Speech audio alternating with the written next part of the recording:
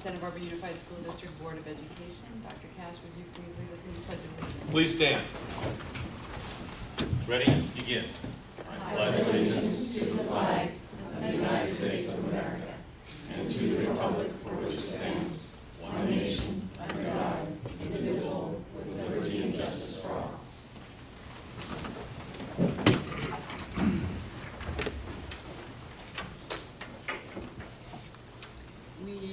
We do have Spanish language translation available this evening, and if anyone needs assistance, could you please identify yourselves, and we have assistants over there in the corner that can help you. Also, we do have headsets available for the hearing impaired. Please let us know if you would like one. Tenemos traducción disponible para cualquier persona que necesite traducción. Por favor, vea a Lourdes Fleischer y Teresa Lewis, que tienen audífonos disponibles. Thank you, and that moves us on now to introductions, proclamations, presentations, or recognitions. Dr. Cash. Well, it gives me great pleasure to bring to the board two principals you've already appointed, and our public hasn't had a complete opportunity to meet, and they are Karen McDonald, our new principal at Open Alternative School. Karen comes with a significant experience in administration, recently serving as the interim superintendent principal in a school district in the desert. Karen has already made a great positive impact on the Open Alternative community. We're really excited that she's going to be part of our team in Santa Barbara. Welcome, Karen. Thank you. It's great to be here.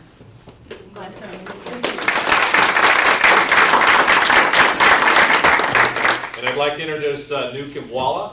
New comes from the Colton Unified School District as the principal of a middle school. New comes also with a wealth of administrative experience, as well as Karen, a competent classroom teacher. Great recommendations from New from his superintendent who hired Dr. Denny Baez. We're really excited that New will be the principal at the Harding University Partnership School. He's already become part of that community. It was great to see how welcomed he was by the staff and by the parents at his meet and greet this past week. We're looking forward to a lot of great work out of New as well. And welcome to our team, New. Thanks for joining us. Thank you.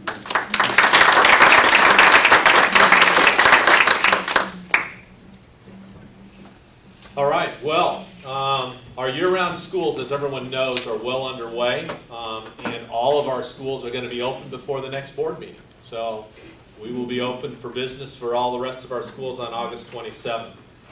This past week, and then this week, we've spent a lot of time with our school site administrators and our class as well, working on a number of topics. With our certificated staff, we did at first some work around restorative discipline at Santa Barbara Junior High School for 2 days, where we had direct trainers in from the Denver Public Schools who did a fantastic job. I was able to spend half of the day during the training and talked to quite a few teachers that were involved, and there's a lot of excitement around how that will be really important in changing the culture, not just at Santa Barbara Junior, but I believe throughout our entire district. It's going to be great working with that staff and community as we go through the restorative justice process. And then we spent a whole day with our lawyer on important legal issues relating to special education. I have to tell you that it was two of the worst possible elements could happen for a training. It was hot, hot, hot that day, and everybody had to be packed into one room, and the air conditioning didn't work.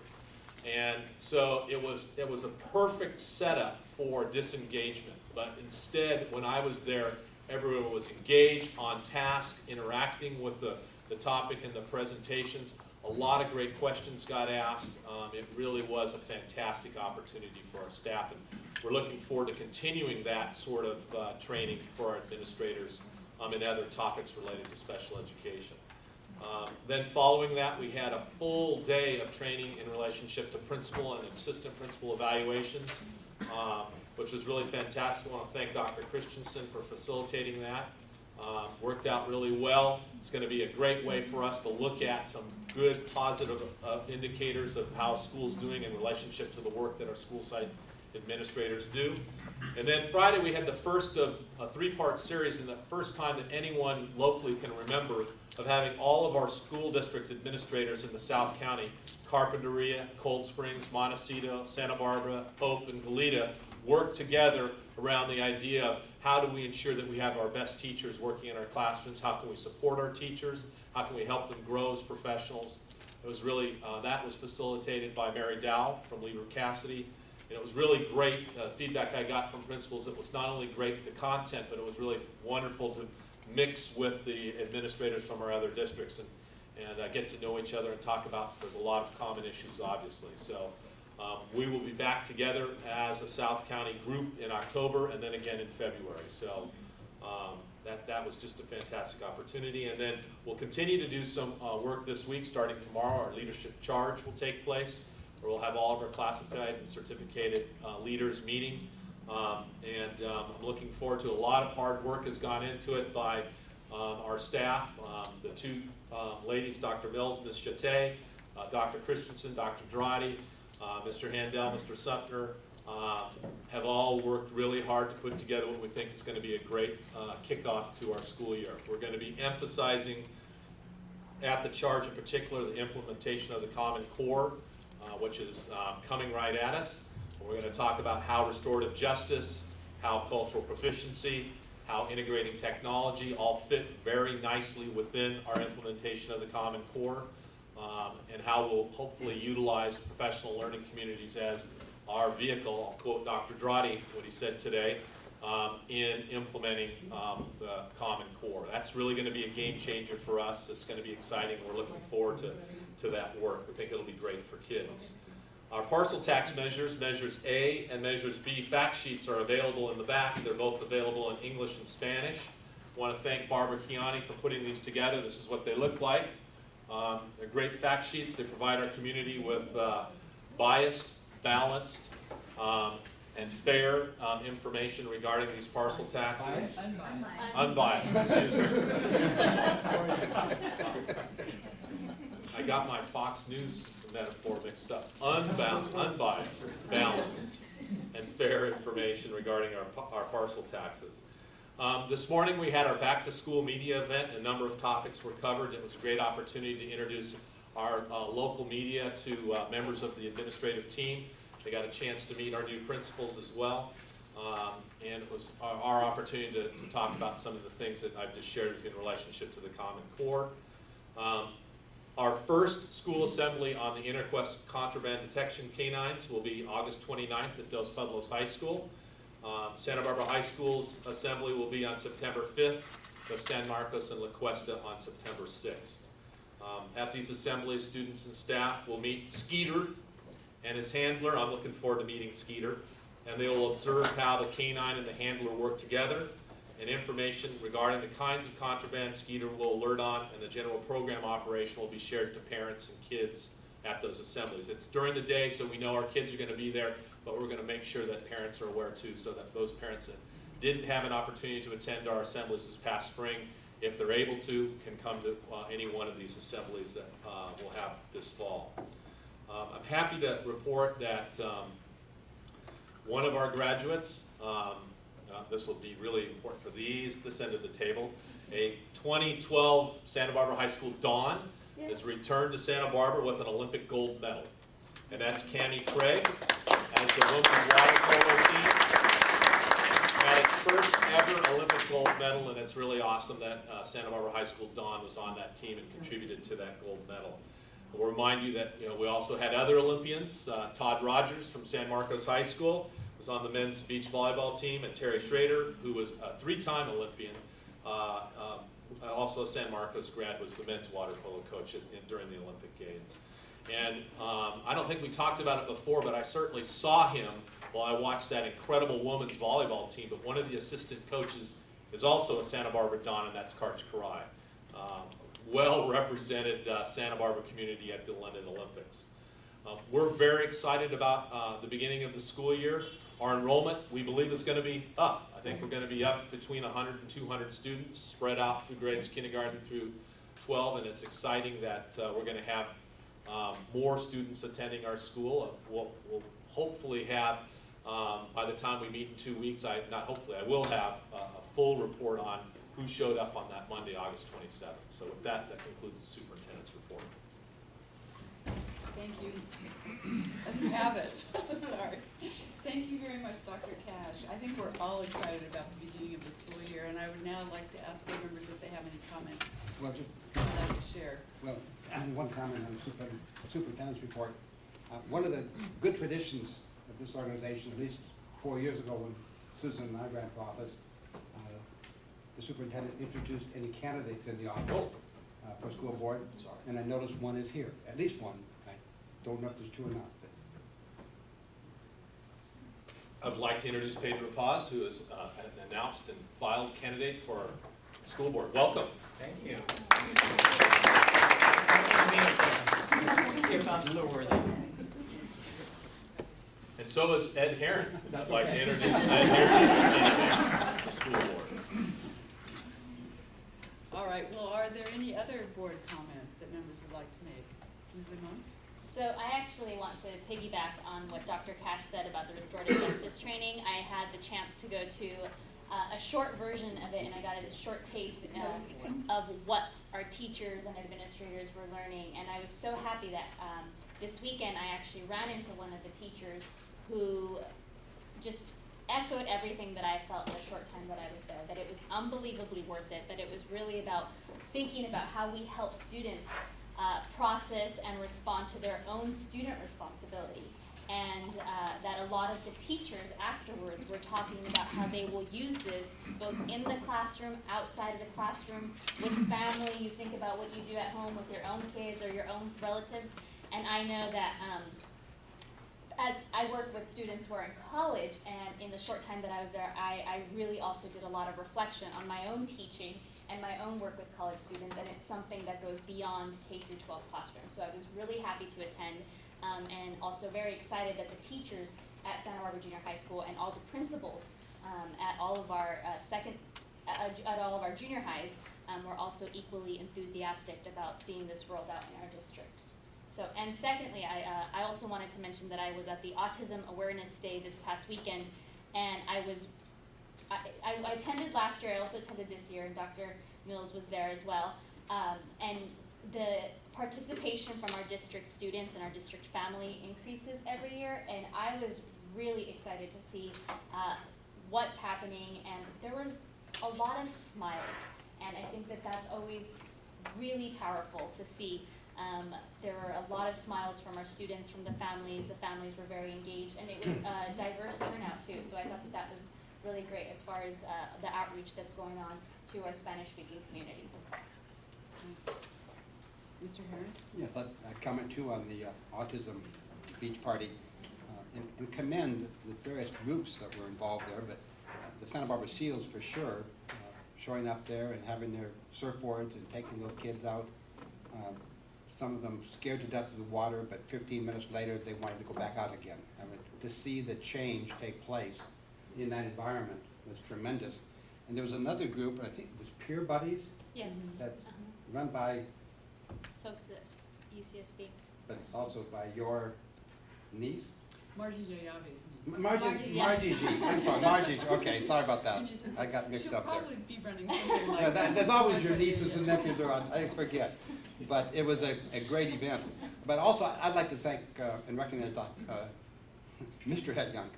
I get these doctors, I gotta have more doctors around. I had made a point of going around to the different sites, looking at the construction going on. And the amount of things taking place over this summer was just mind-boggling. And to think that most all of it will be ready by the time school starts. The changes on our campuses are tremendous. And the environment for learning is going to be increased dramatically. And I think that's so important in today's learning environment. And I know you and your staff, Mr. Hedgunk, have probably worked every day, all day, going full bore. But and every day there's something, a little new thing that comes up, but you seem to handle it great, and I really appreciate it. Thank you. Thank you. Well, I would like to reiterate our welcome to our two new principals on behalf of the board, Ms. McDonald and Mr. Kumwala, because I really think you can see how proud we are of our district, and we want you to be proud of your jobs at your schools as well, and so we're really happy wanted to just tell the board a little bit about a workshop that I went to, a presentation a week ago Monday night about concussions and traumatic brain injuries. There were several hundred people in the San Marcos High School auditorium.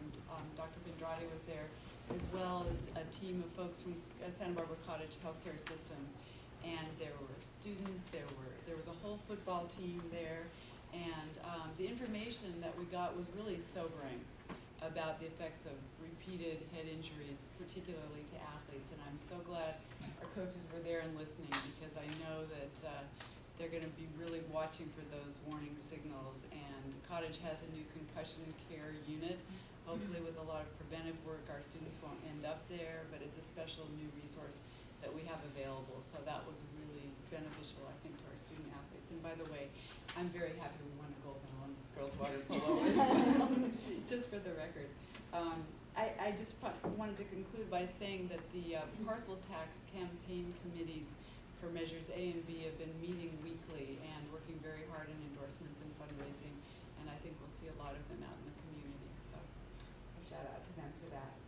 Okay, with no more comments, I will move on to announcing our closed session action at this point. On item B1, inter-district transfer request, motion by Parker, seconded by Cordero, to approve the appeal for an inter-district transfer in case 2012-13-2, with the understanding this is a district transfer, but not to any one particular school, and that was a 5-0 vote. On item B2,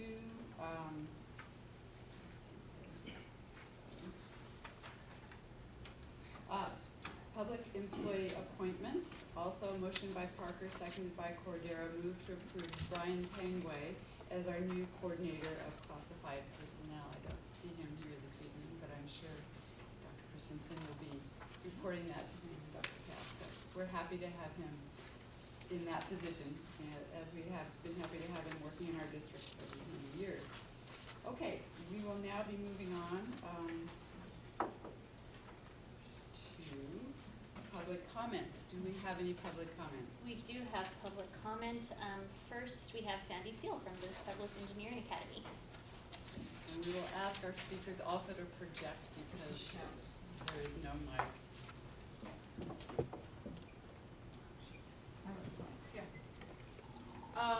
Before the new school year starts, I just wanted to talk a little bit about what we've been doing for the past school year in terms of outreach, how it went, and the outcomes that we had. So first slide. Next slide. Okay. So as the Engineering Academy is expanding, going to classes of over 100 freshmen, it's clearly part of our mission that we needed to do some outreach to other areas of the population that perhaps weren't hearing about the Engineering Academy and the opportunities that it presented. In particular, we were given a grant by UCSB to do what they consider outreach to first-generation populations, and in Santa Barbara, that is mostly the Latino community. So before we went forward with this, I met with Monique and I spoke with Linda and Salvarenia about exactly what we should do, because we want to do things that are effective and meaningful and that reach the people that we want them to reach. So this year, we had a group go out and visit every single junior high math class and give a talk about transferring to other high schools and all of the academies. We had open houses for junior high families, students and their parents. We did presentations at ELAC and at the DLAC and the AVID graduations, and I think most of you were there, so I don't need to talk about that. We did very focused presentations in Spanish to ELAC families, the DP group, and some of the junior high groups. And then as we went forward in this, we realized that the filling out the application, actually doing the application, was something of a hurdle. So we offered application clinics at all of the junior high schools this year. Next slide. So I just want to throw some numbers up here to tell you that we think it was reasonably successful this year, and enough that we're very excited and want to go forward. So last year, 12% of the applicants to the program for that freshman class were Latino, or self-identified as Latino.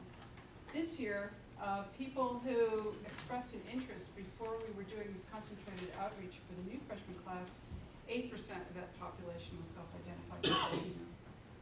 After we did all of these events, the number of Latino applicants actually tripled and became 16% of the overall pool.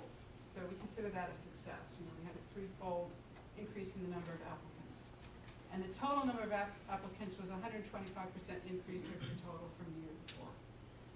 52% of those applicants were admitted to the new class. The overall admit rate was 50%. You know, they got about 220 applicants overall. 13.5% of the new class is Latino. So we do have a ways to go, but we consider this a step in the right direction and definitely progress. Next. Ms. Seal, you're about to run out of time, but we're Yeah. gonna give you a few more minutes. Okay, because we I'll really just- wanna hear. I'm gonna go really what you're fast. giving Okay, us. sorry. Okay, so what have we learned?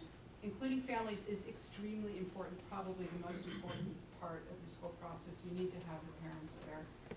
Having them come and visit the actual facility really puts it in context and helps a lot. Information sessions and presentations in Spanish make a huge difference. All the feedback that we got was very positive. All of our documents about the program are in English and in Spanish. The application clinics were also very, very important, especially for girls. And we told students they could bring their families, they could bring their parents, their brothers and sisters, or their friends, and that really did happen. This is a picture here of two of our students leading a clinic, and this young man brought his mother. And we also have learned that 8th grade and 7th grade are actually too late, that we need to go to the 6th grade and explain this to kids so that they, while they're in junior high school, they can take all the necessary steps and make sure that they're prepared. So I also want to say that this was incredibly fun. I mean, we had so much fun doing this stuff this year. It was extremely rewarding. And so now, in terms of our overall mission, it's really at the top, that outreach is going to become a bigger and bigger part of what we do. It's important, we love it. I learned a lot. I mean, it was a very big year for me personally. My eyes were open to a lot of issues that I didn't know about. So we're going to get better at it, too. So I can answer questions about anything, any aspect of the program. You know, during public, we don't typically engage in Okay. question and answers, but I know board members may want to contact you Okay, individually. yeah, and I can come back. And we appreciate it very much, because we've been talking a lot about this, so thank you. Yeah, yeah, and I think we do have experience now we can share, but thank you. Thank you. Thank you. Next, we have Lydia Swanson.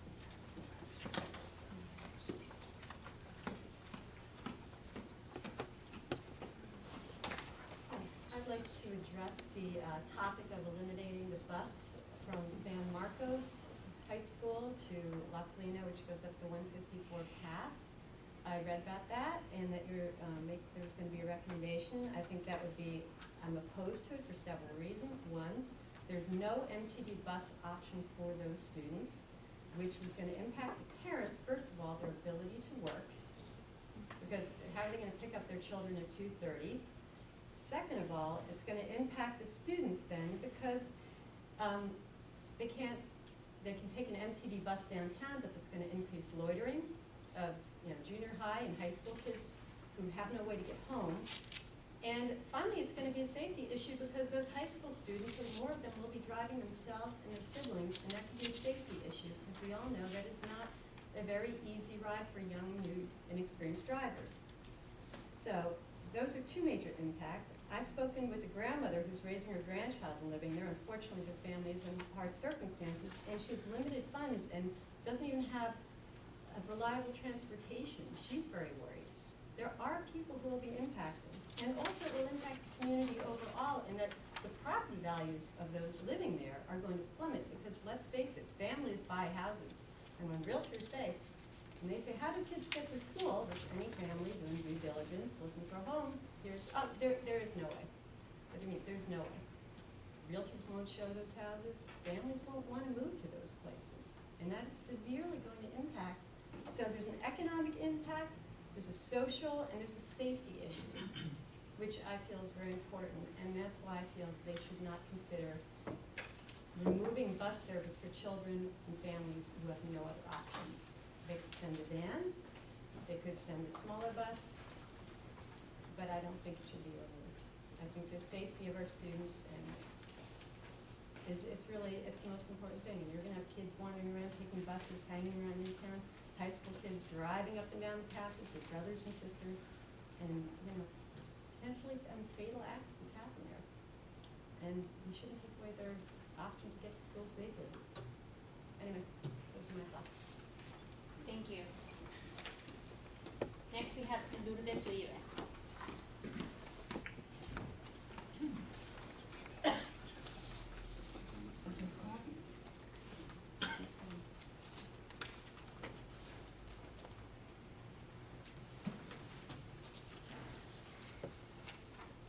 Good evening. It's always exciting to be here. My name is Lourdes Uribe, and I have a microphone, so I don't know if you can hear me. I think it is important that I communicate with you. I don't think there is an easy way for me, at least to say what I have to say today. And I was writing a little something. I think I'm gonna be very short, I hope. And this is what I have. I think there is a terrible problem when a district requires a parent like me to pay close to $20,000 for attorney's fees. I think some of you know this. Dr. Mills knows this. And I don't understand the legalities. I'm not an attorney. I'm just a mother. And when my son was failing 2.5 years ago, and the school that he was attending was failing him, and my son started to go downhill to the point that today he needs surgery because I don't know if you've been under so much stress in your life, but we had this kid who is 16 end up last May having to go to the doctor, and he was diagnosed with physical. He was bleeding. He couldn't go to school for the last 3 weeks because he was bleeding internally. And I think stress affects my son, and I think I don't have money to pay for his surgery. And I think that if I pay for an attorney, this district, because didn't provide for an appropriate program for him in a timely manner, should be reimbursing me all my attorney's fees. For of education, I'm grateful that your attorneys are returning $8,000, but I need $16,000. And I don't know what's gonna happen when I file for a hearing. I'm gonna go to a hearing here in town. I don't know if it's gonna be here. And I'm gonna come by myself because I don't have money to pay an attorney. Your special ed department is gonna come with an attorney. Wow, that was gonna be brief. And I'm ready for that. I'm gonna ask for a hearing open to the public because again, I think there's a 30 seconds. terrible problem when parents just wanna get a high school diploma for their children. Thank you. Thank you, Ms. Uribe. And that concludes public comment. Thank you. We will now move on to our consent agenda. Board members, are there any items you'd like to pull before we move on to consent agenda? Ms. Limon. I wouldn't like to pull any items, but I do want to note that I made a recommendation for an edit on item 18 to change that from associate superintendent to assistant superintendent of elementary schools, and that is the approval of agreement between Santa Barbara Unified School District and Family Service Agency. And I also made an edit for item 25, which is instructional assistant. Behavioral. There was a typo, so just want to note those. And those changes were made. Thank you. And uploaded to notice today, yes. Yeah. I find if we get all of our items into me, she's very quick to make those. We appreciate that. Mr. Herron. Two things. One, I forgot to ask this earlier, but historically, we've always done donations separately. Was that just because of tradition, or is there some legal reason we did donations as a separate motion in the past? You know, I actually made a note of that, and I had it on my list to ask Dr. Cash about. I didn't know if for some legal reason we had to make a separate motion. I'm not aware that there is, well, it is separate, under business and finance. I know things have been moved around, but I think that the board has always wanted to be able to publicly appreciate the donations, so. But this is on the consent calendar, so that's my Yes. question. Oh, I see what Typically, we you're saying. called it out Okay. separately. I didn't want to make sure there's not a legal reason we have to publicly. Oh, no, there's not, that I'm aware of. And I can double check with Mr. Combs. And- Why don't I'll have a discussion with Dr. Cash about it, and I No sense problem. I just- that we may wanna go back to the old way. Because We I can think it's just an not- opportunity to thank people. Yeah, sure, and we can put it on after each time. That would be fine to do. The other is because of the public comment on item 32, I would like to pull it just to ask a couple questions. Thank you. And that's the item on eliminating the regular education home-to-school transportation route. Okay, thank you. We do have one more public comment, but I see our speaker is out in the patio. Although I believe Ms. Parker maybe went to see if he actually wants to speak. No. Does not. You can go ahead and pause. All right, so we're gonna come back to item 32, but do I have a motion for the remainder of the consent agenda?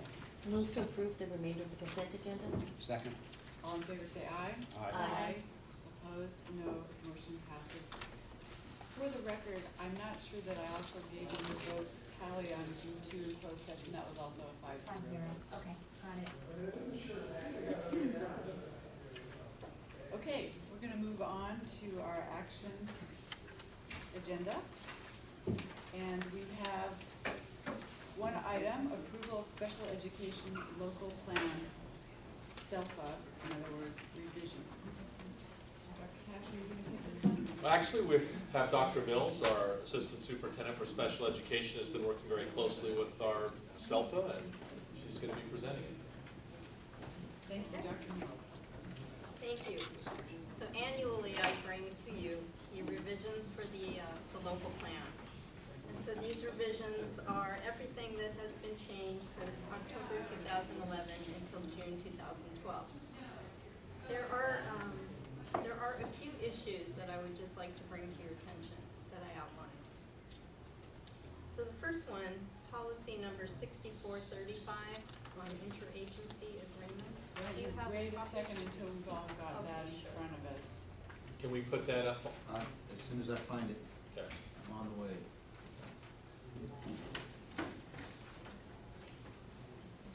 No, this is the last meeting with notes.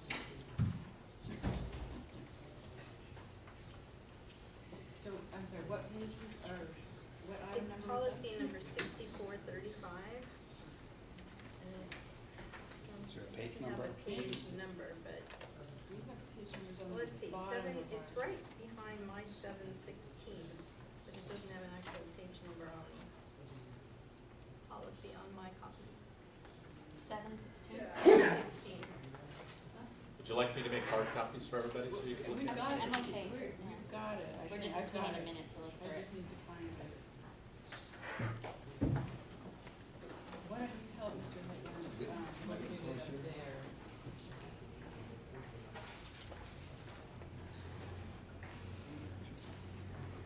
In section 7. So if you go to section 7, section 7,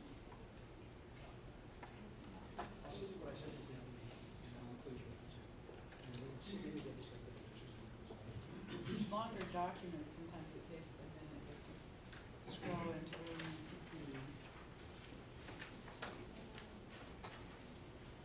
13? Well, I'm sorry, what was it, 7 what? okay, it's right behind the page that's numbered 716.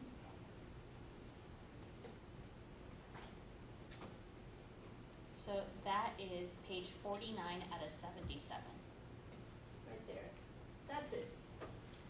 Okay, For- so policy number 6435, you will notice that number 1 is crossed out, and that is significant.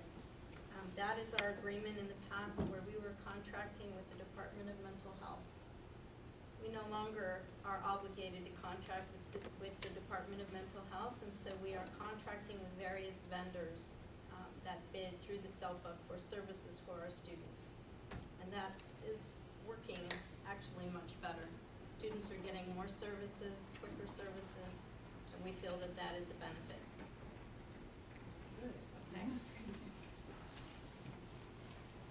Okay, policy 3204, number 11, can help you, Dave. What section? It would probably be. Yeah, I think should be you just went section right by it. 3204? I don't know, the page. Allocation of numbers. income? It's section 9. And it's 3204, number 11. It has on the bottom of my page 913.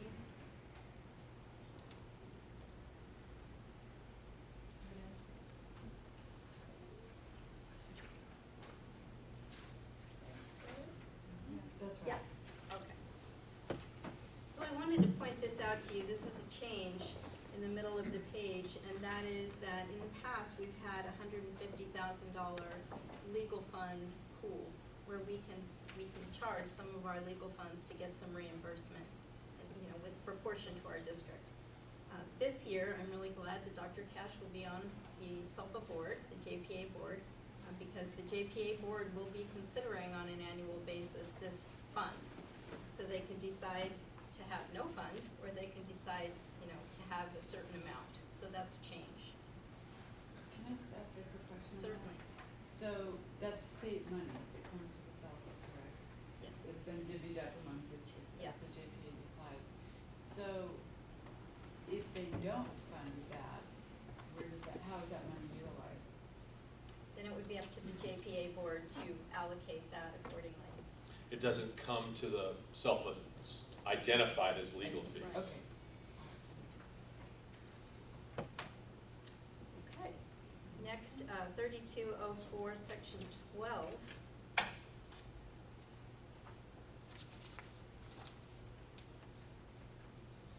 So on mine, that's page 919.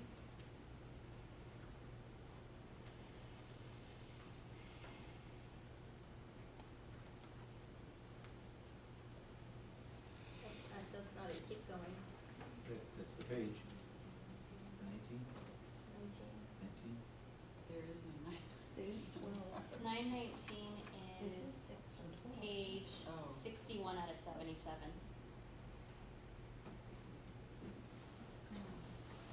It's called non-public school and agency costs.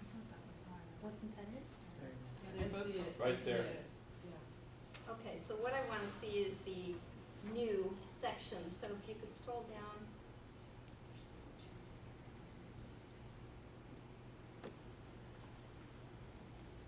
Or am I not seeing what you're seeing?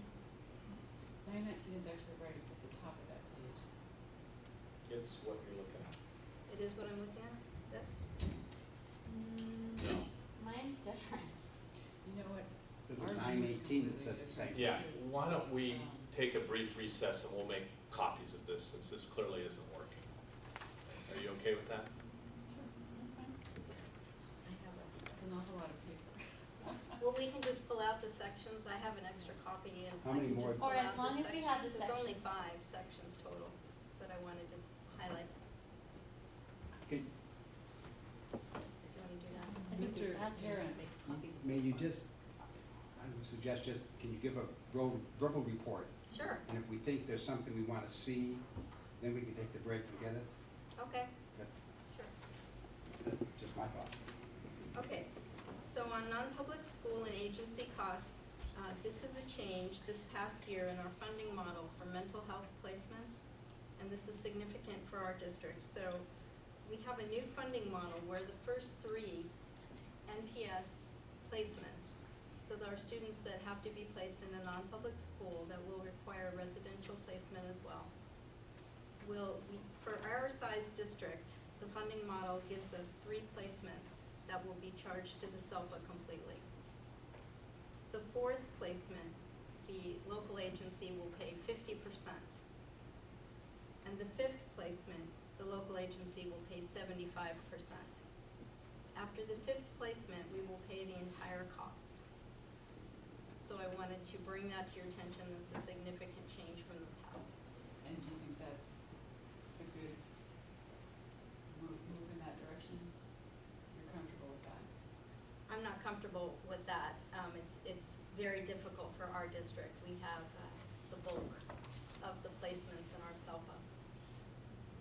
And so this has been something that could significantly impact the budget. We did make an appeal at one of the prior JPA meetings, Robin Swaski and I, and the JPA board said that as long as there are funds, that they would cover those extra costs. So I have asked our SELPA director about that. She has indicated that as long as we have extra funds, that they will be going ahead with that, but I have not received anything in writing to that effect, and I've asked for that, so. That Mrs. could be Parker. significant in the future. Mrs. Parker? What was the rationale in not making this adjust based on the size of the district and having it It is flat? based on the size of the district, so we do get more placements than I a see, so smaller it's 88 district. between 12,000 and Exactly. 16,000, okay. Yes. We probably don't know this, but if this were in place in 2011 and 12, do we have an estimate of how much it would have cost us in 11, 12? Hard to say, I mean, it's, Off the top of my head, which I don't really like to do, there were several kids that neither one of us was here when those kids were placed, so they took up the first three. So if we did have to pay for all of them, fortunately, the most expensive one got in right under the wire, so I would say we would have 3 or 4 outside of this, wouldn't you? Mhm. Because we And, know and we it have- comes in order, so whatever student is placed, it goes on this Right. order, so we can't determine the order. It's just a matter of when they're placed, and that's the order that they're funded. And if they come off, one goes in. But we know we already, I mean, given the age of the student, we know how many years we need to project out that those slots will be filled. Mrs. Parker? So this doesn't grandfather anybody, that No. this is, every No. year is new? Okay. Right, unless this policy changes. Okay, so I did want to bring your attention to that because it is significant. Do we have any alternative? Well, yeah, the alternative is a single district SELPA. I mean, right now, the governing function of the SELPA is the JPA. We don't have a vote. We will on September 8th, I believe. It's the first meeting. I'll be one of, I think, 9 votes. It's an interesting situation.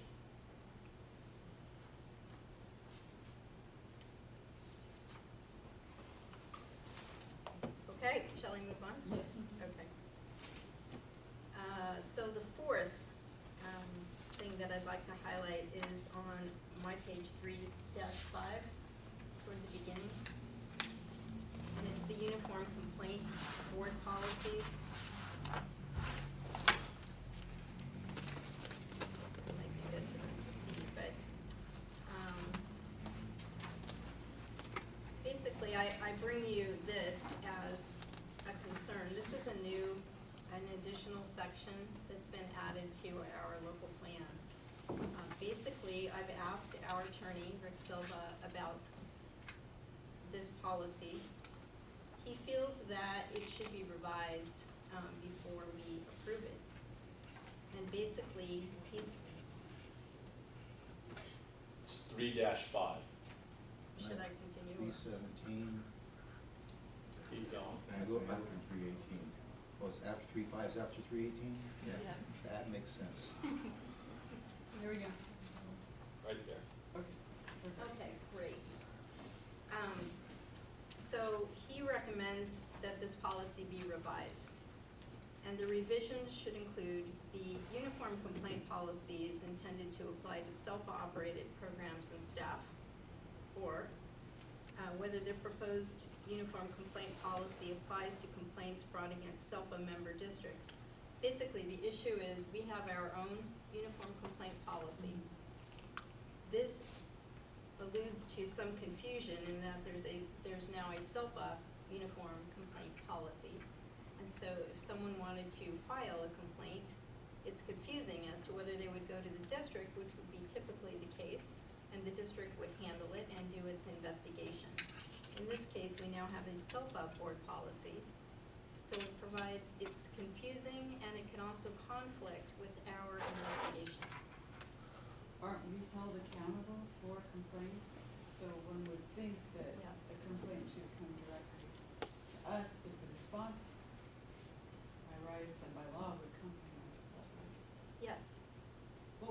typically, we would handle it. Certainly, I understand if there is a problem with a SELPA employee or a SELPA program that they govern, that would be the appropriate measure. But if it's a district employee or a district program, I would think that our own uniform complaint policy would be used first. What was the motivation for the change? Was there some rationale provided by SELPA? I did ask Dr. Butterfield about it. She said that she is a complaint officer according to CDE. So she felt that that was appropriate. I'm recommending that you do not approve that. Ms. Limon?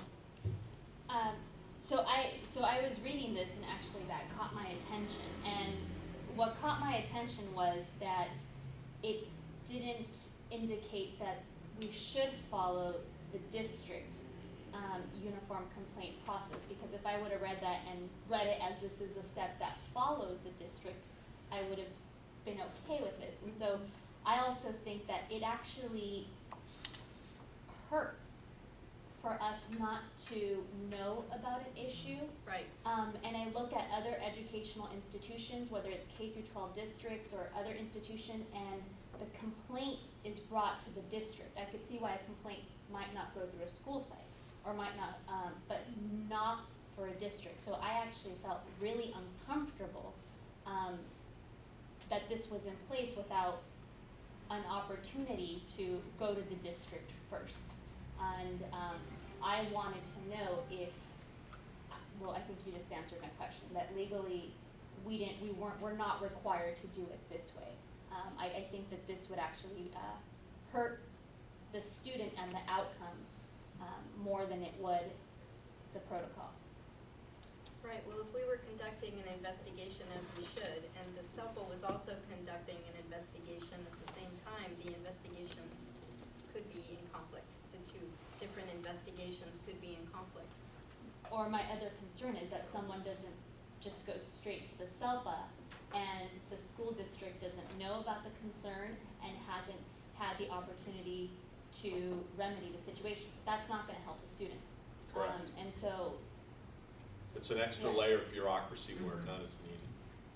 Mrs. Parker? Well, my question was just the wording, and obviously we can't control what wording they come forward with to us, except for to make suggestions back. And in that first sentence, the governing board, meaning us, we recognize that the SBC SELPA is primarily responsible for complying with applicable state and federal laws and regulations governing special education programs. And I had honestly thought that each district was primarily responsible, and that we were the ones that would be held accountable if there was a problem. And so I feel like just that wording in terms of primarily, switching it to, as you said, Dr. Mills, about it being about uniform complaints with, SELPA programming. Right. That makes a lot more sense, because I think that that's just flat out wrong. Right, and there is an additional section. If you go farther into this, that does relate specifically to SELPA staff that already was in the local plan. So it's 2303 and 2304, and that does relate to SELPA programs and SELPA employees. Which would be the appropriate Yes. venue for the initial complaint. Mrs. Cordero? My question had to do with 2303. If Dr. Cash said that he would recommend that we not approve this. So if we were not to approve 2301, which is this language that we've just been looking at, would we then also not approve 2302? Because 23, and I think I said 2303, but I meant 2302, I'm sorry. Yes. Because 2302 seems to give the whole, it's almost like the AR. Right, both. So we would not approve 2302 either. And then, is there anything in the rest of these, 2303, et cetera, that we would need to, I thought that just those two seemed like they contain. Right, that's what I would. Okay, so if we That's just the did new 2301 and sections. 2302, Exactly. Yeah, okay. Although 2303 also apparently is new language, and it's on page 3-11. What struck me about this one, interestingly enough, is that it says, you know, the moratorium does not apply to injunctive relief and is applicable only if the district has appropriately and in a timely manner raised the complaint and has her right to file. So at that point, suddenly it is the district, and that seems inconsistent with the other, in some ways, the new changes, so. But this seems to be the language we would wanna keep. Is that, About the district, yeah, Yeah. it's just Yeah. incompatible with Yeah. the others. Okay, well, maybe we'll put this aside since we know you think that, you're not entirely comfortable with approval of this, and are there any other issues before we make a Yes, final there's one more. determination? So, the fifth one and the last one is 3212. It's toward the back, my page 948. It's almost to the very end. It's on line 2 pages before the end.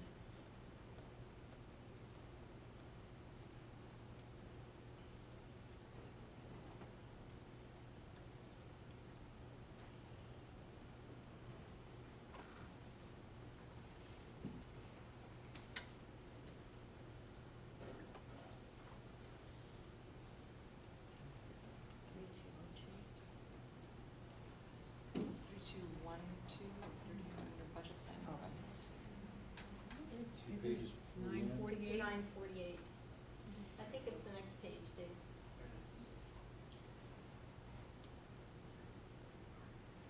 Is that one? Here? Yes. Yes.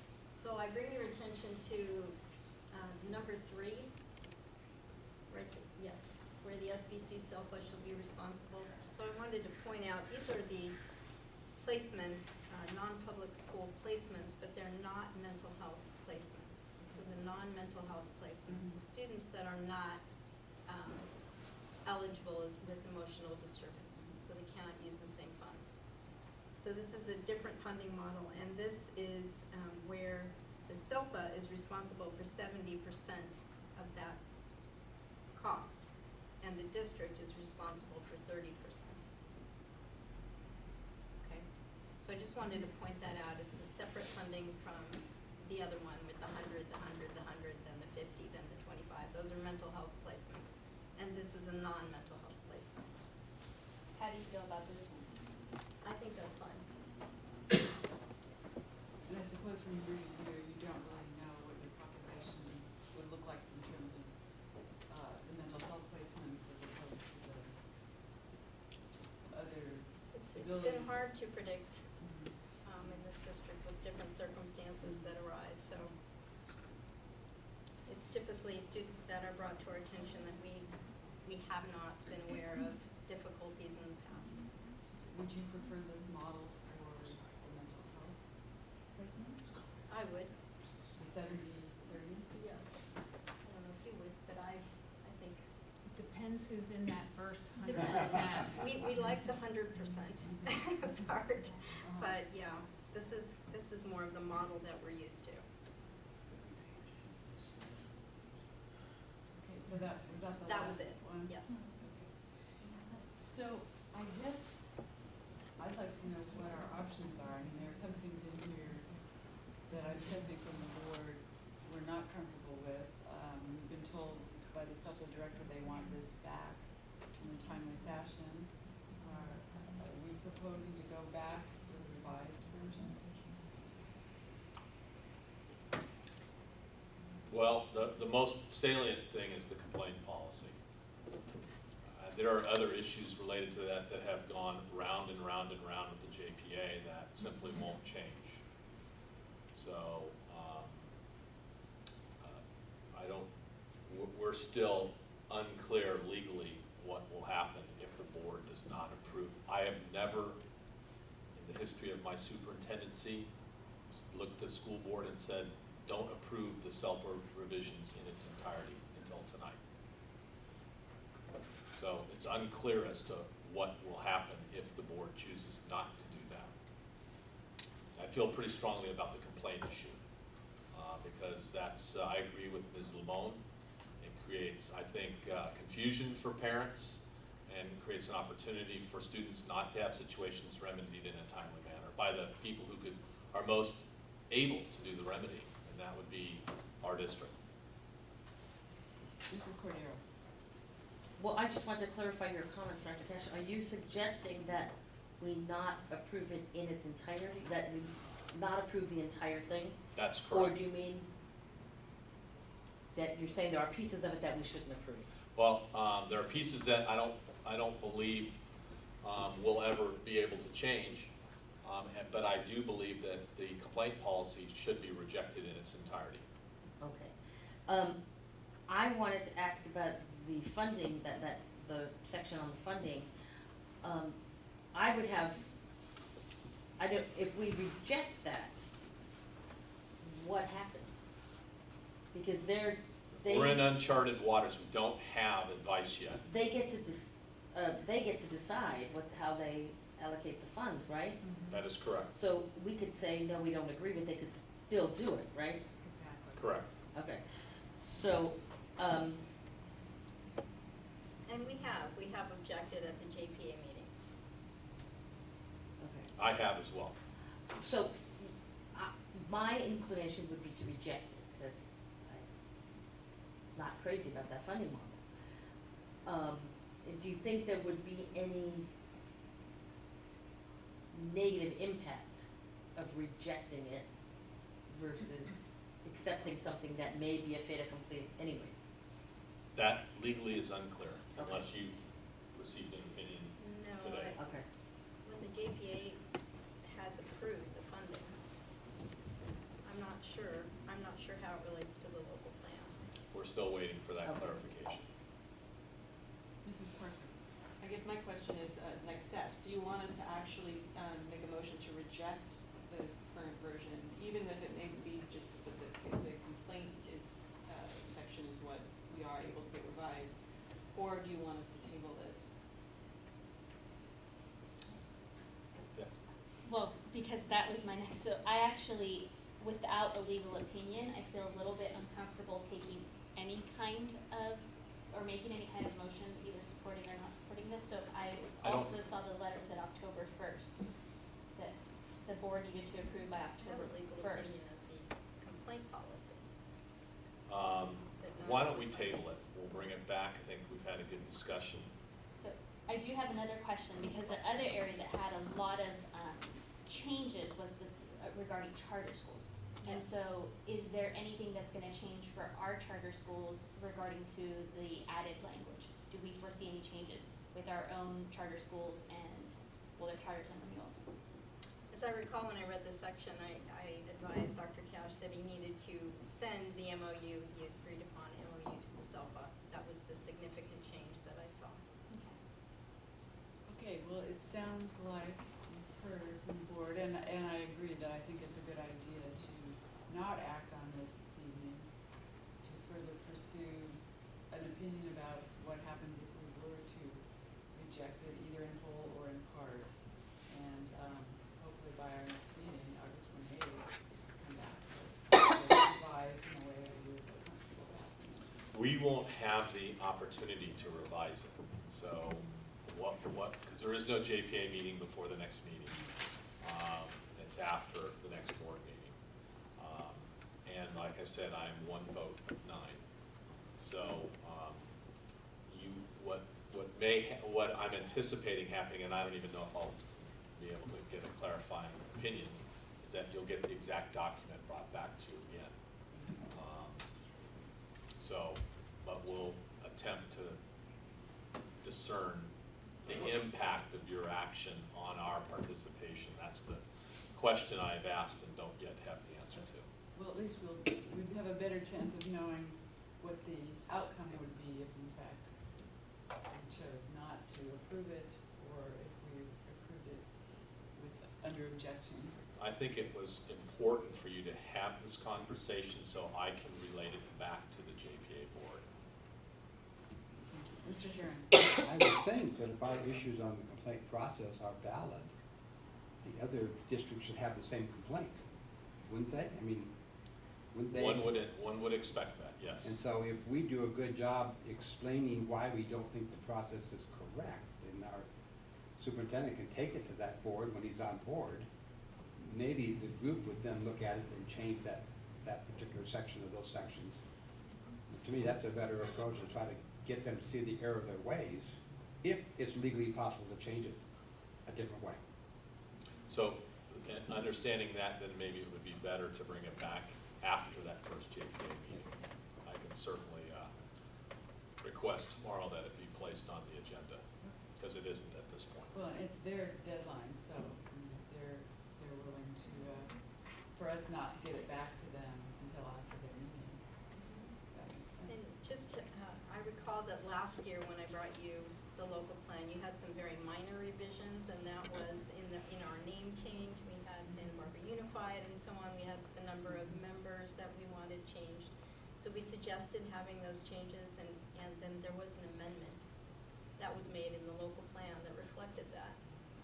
So perhaps something similar can be done.